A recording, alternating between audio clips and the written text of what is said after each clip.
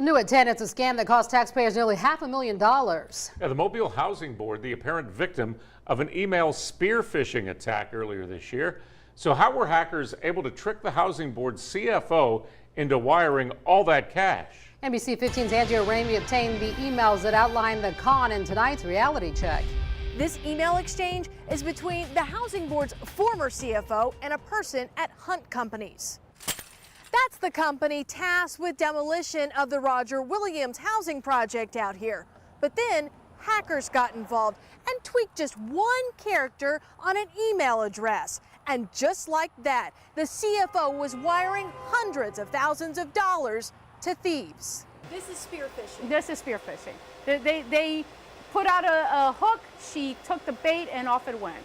We showed the emails to NBC 15's IT specialist, who pointed out all the red flags that could have stopped the Housing Board from being duped. That is not correct English. The correspondence starts back in February between Mobile Housing Board's former CFO, Lori Shackelford, and a person at Hunt Companies. Note the email address is Hunt Companies, all one word. On April 30th, the email changes, and now there's a dash between Hunt and Companies. What happens on May 7th? So on May 7th, you can see that the email address has changed yet again. So now instead of Hunt-Companies, you have Hunt Companies where the O is a 0. This is obviously not legitimate. No, this is not legitimate. No legitimate company would have a 0 for an O. And if the bad grammar and email changes weren't enough, this perhaps may have been the biggest clue.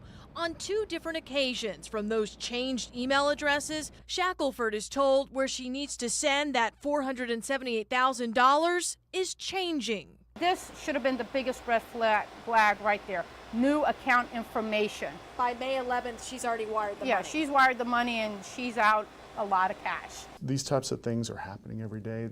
USA cybersecurity researcher Matt Campbell also reviewed the emails and identified the same red flags. We see what we want to see.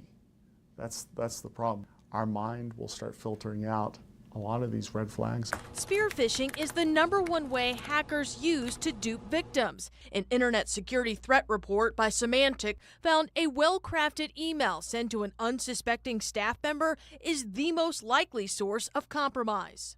In the Housing Board's case, hackers even copied the real person's signature line. We're under attack. We're absolutely under attack. And this time, hackers got away with $478,000 tax dollars, only a fraction of which was recovered through insurance. Shackelford was able to retire this summer shortly after the breach. We reached out to her repeatedly for comment, but did not hear back. The Housing Board's executive director, he was ousted last month. One of the reasons cited for the firing, failure to oversee and mismanagement, which resulted in this breach. Reporting in Mobile, Andrea Ramey, NBC 15 News. Well, tonight, angry reaction from those who live in public housing about the scam, wondering what all that money could have done to improve conditions. Oh yeah, it made me so mad.